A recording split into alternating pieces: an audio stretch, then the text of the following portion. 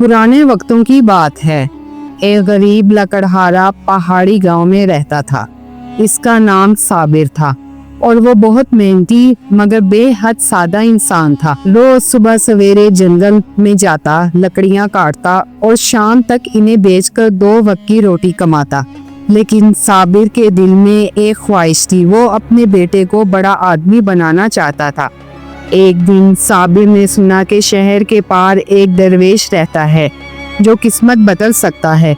साबिर ने फैसला किया कि वो इस दरवेश की तलाश में सफर पर निकलेगा। उसने बेटे को गले लगाया, बीवी से रुखसत ली और लकड़ी का कुल्हाड़ा कंधे पर रखकर चल पड़ा। पहला दिन पहाड़ों से गुजरकर वो एक नहर के किनारे पहुंचा। वहां एक बूढ़ी औरत पानी भर रही थी और मटका बहुत भारी था। साबिर ने आगे बढ़कर उसका मटका उठाकर घर पहुंचाया। औरत ने दुआएं दी और एक छोटा सा शीशे का पुर्जा दिया। ये वक्त जरूरत काम आएगा। दूसरे दिन साबिर को एक पुल टूटा हुआ मिला। रास्ता बंद था। एक फकीर ने कहा, जो अपने साथ वाले की मदद करेगा उसका रास्ता खुलेगा।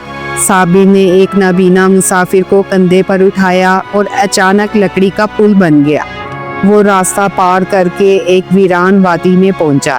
वहां 3 दरख्त थे जिन पर चमकते हुए फल लगे थे। एक आवाज आई, जो लालच करेगा वो सब कुछ खो देगा। साबिर ने सिर्फ एक छोटा सा फल लिया और बाकी छोड़ दिए। अचानक दरख्त चमकने लगे और एक रास्ता नमूदार हुआ। तीसरे दिन वो एक वीरान बस्ती में पहुंचा। वहां लोगों के चेहरे खौफ से जर्द थे। उन्होंने बताया, हर रात एक स्याह साया आता है और हमारे ख्वाब चुरा कर ले जाता है। साबिर ने हिम्मत की और रात वहीं रुका। आधी रात को एक धुआं सा साया आया जिसके हाथ में ख्वाबों का संदूक था। साबिर ने अपनी लकड़ी की लाठी से वार किया। साया चीख मारकर गायब हो गया। अगली सुबह सबके चेहरे रोशन हो गए।